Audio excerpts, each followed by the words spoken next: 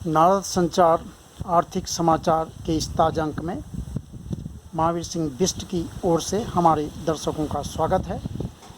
आज 14 जून 2022 है। इस वीडियो में हम बात करेंगे आज़ादी के अमृत महोत्सव के हिस्से के तौर पर वित्त मंत्रालय द्वारा बनाए गए आइकॉनिक वीक की। आज हम बात करेंगे उत्तराखंड के कुछ इलाकों में, ख़ास तौर से कोटद्वार से पौड़ी राष्ट्रीय राजमार्ग पर पड़ने वाले पेट्रोल पंपों में सामान्य पेट्रोल की उपलब्धता नहीं होने की और पौड़ी गढ़वाल के दूर दराज स्थित इस इलाके में लोगों को पेशेवर डॉक्टरों द्वारा दी जाने वाली सेवाओं की, जिसे हंस फाउंडेशन जनरल हॉस्पिटल की तरफ से चलाया जा रहा है। दर्शकों, भारत सरकार के वित्त मंत्रालय ने 6 से 12 जून के बीच प्रतिष्ठित सप्ताह का आयोजन किया, जिसे आइकॉनिक वीक कहा गया है। और इस सप्ताह को जो देश आज़ादी का 75वां साल मना रहा है, जिसे आज़ादी का अमृत महोत्सव कहा गया है, उसके एक हिस्से के तौर पर मनाया गया है। इस अवसर पर वित्त मंत्री निर्मला सीतारमण ने आज़ादी के अमृत महोत्सव के तहत इस सप्ताह की शुरुआत करते हुए लोक वित्त प्रबंधन प्रणाली का डैशबोर्ड, जिसे सिंगल नोडल एजेंसी कहा गया है, उसे जारी किया। इससे लोगों को जो है कई तरह की सेवाएं मिलेंगी। वित्त मंत्री ने इस अवसर पर पिछले 8 वर्ष के दौरान कॉरपोरेट कार्य मंत्रालय के कार्यों की भी सराहना की। कॉरपोरेट कार्य मंत्रालय ने इन 8 वर्ष के दौरान बैंकों के फंसे कर्ज के मामलों को तेज़ी से सुलझाने के लिए दिवाला एवं ऋण शोधन अक्षमता संहिता तैयार की, उसको लागू किया। कंपनी कानून 2013 के तहत कई मामलों में जो धाराएं थी, उनके उल्लंघन में अपराध की श्रेणी को उनसे मुक्त किया है। और छोटी फर्म पेशेवरों द्वारा छोटी फर्म शुरू करने के लिए सीमित देनदारी भागीदारी कानून 2018 बनाया गया। तो कॉरपोरेट कार्य मंत्रालय के इन कदमों का जो है वित्त मंत्री ने स्वागत किया है। और सबसे महत्वपूर्ण, जो कंपनी कानून के तहत तकनीकी और प्रक्रियागत नियमों का जो उल्लंघन के मामलों को अपराध की श्रेणी से हटाया गया है, उसको काफ़ी महत्वपूर्ण उन्होंने बताया। उन्होंने कहा कि प्रधानमंत्री का साफ संदेश था कि हमें अपने व्यवसायियों पर विश्वास करना चाहिए। व्यवसायियों के बीच यह संदेश जाना चाहिए कि सरकार उनकी तरफ अनुकूल रुख से देख रही है, सरकार का उनके प्रति सकारात्मक रुख है। इस आइकॉनिक वीक के दौरान वित्त मंत्रालय के तमाम विभागों ने अपने अपने कार्यों के बारे में जानकारी दी। वित्तीय सेवा विभाग हो, राजस्व विभाग हो, व्यय विभाग हो, विनिवेश विभाग हो, इन तमाम विभागों ने और कॉरपोरेट कार्य मंत्रालय ने अपने कार्यों की जानकारी दी है। लोगों के बीच जागरूकता बढ़ाने के लिए कार्यक्रमों का आयोजन किया।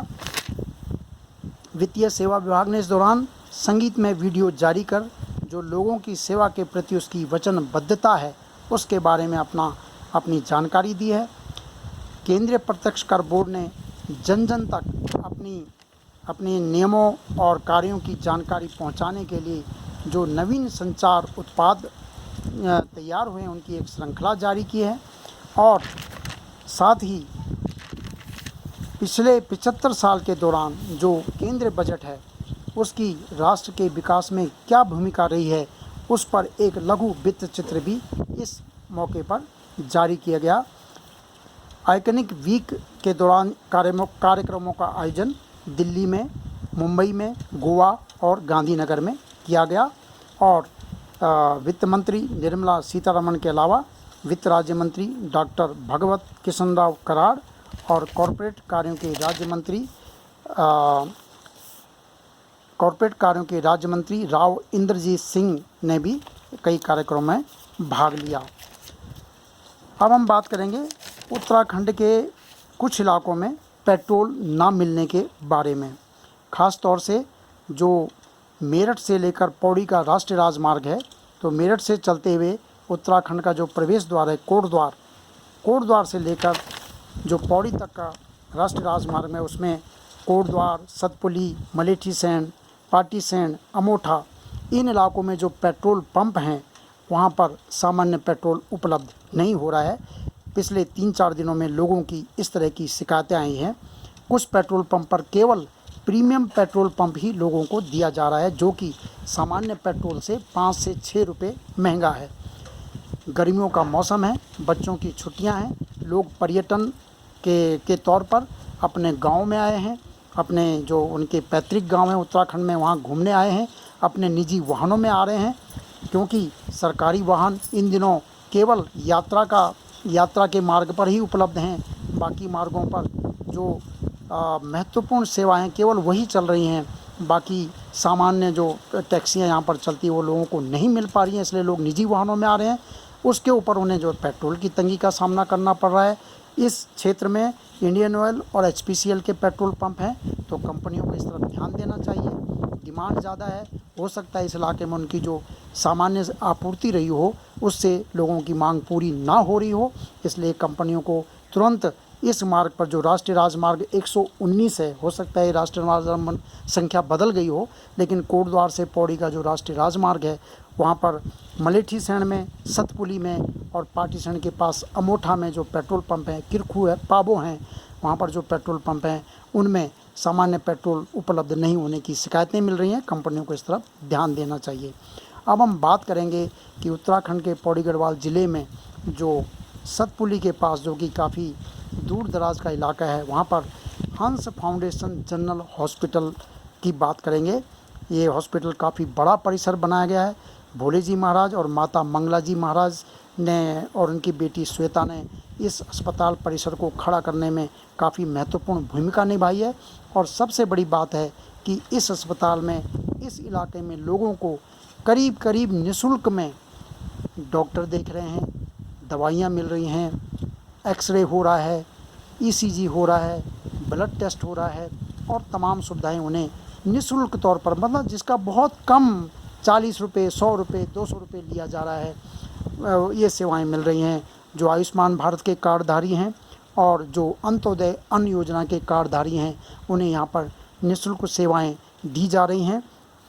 और इस इलाके में जहाँ सरकार के जो प्राथमिक स्वास्थ्य केंद्र है जिनमें एक्सरे की सुविधा नहीं उपलब्ध है, खून टेस्ट की सुविधा उपलब्ध नहीं है, ऐसे क्षेत्र में हंस फाउंडेशन जनरल हॉस्पिटल जो है लोगों को इस तरह की सेवाएं उपलब्ध करा रहा है।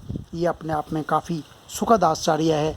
मैं स्वयं इस अस्पताल में अपने गांव के कुछ लोगों को लेकर गया और वहाँ जो सुविधाएं जो मैंने देखी हैं स्वयं, उसे देखकर मुझे काफ़ी सुखद आश्चर्य हुआ। ख़ास तौर पर इस तरह के इलाके में जहाँ इतना बड़ा अस्पताल और इतनी बड़ी इमारत और इस तरह की सुविधाएं देखने में कम मिलती है, तो उत्तराखंड सरकार को कम से कम अपने जो प्राथमिक स्वास्थ्य केंद्र हैं उनमें एक्सरे, ईसीजी और खून टेस्ट की सुविधा उपलब्ध करानी चाहिए।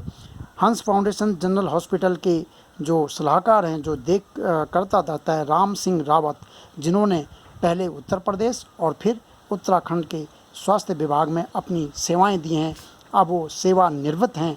35 साल तक वो स्वास्थ्य क्षेत्र में काम करते रहे सरकार के स्वास्थ्य सेवा विभाग में, और अब हंस फाउंडेशन जनरल हॉस्पिटल को वो चला रहे हैं। उनका कहना है कि डॉक्टरों की जो तंगी है उससे हमें जूझना पड़ रहा है।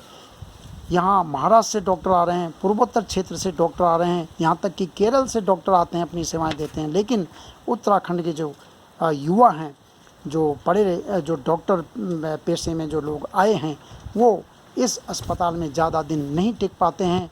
उन्हें यहाँ पर सेवाएं देने में रुचि नहीं है, या उन्हें लगता है कि उन्हें ज़्यादा अनुभव सीखना है, इसलिए वो कुछ ही महीनों में यहाँ से आगे निकल जाते हैं। तो अस्पताल को चलाने में जो पेशेवर डॉक्टर हैं, एमबीबीएस डॉक्टर हैं, उनकी कमी उन्हें कहीं ना कहीं खलती है। और उनका कहना है कि इस अस्पताल को चलाने में भोले जी महाराज और माता मंगला जी महाराज और उनके अनुयायी, जो कि अमेरिका के प्रमुख व्यवसायी हैं, जिनका नाम मनोज भार्गव है, उनका बहुत बड़ा योगदान है। वो अपने व्यवसाय का जो मुनाफा है उसका 90% तक इन जन सेवा के कार्यों में लगाते हैं और उत्तराखंड में अपनी सेवाएं देते हैं। धन्यवाद। आप हमारे वीडियो को सब्सक्राइब कीजिए, अपने मित्रों, दोस्तों, परिचितों को भेजिए, वो भी वीडियो को सब्सक्राइब करें। आपकी कोई सुझाव टिप्पणी है तो उसका भी स्वागत है। नमस्कार।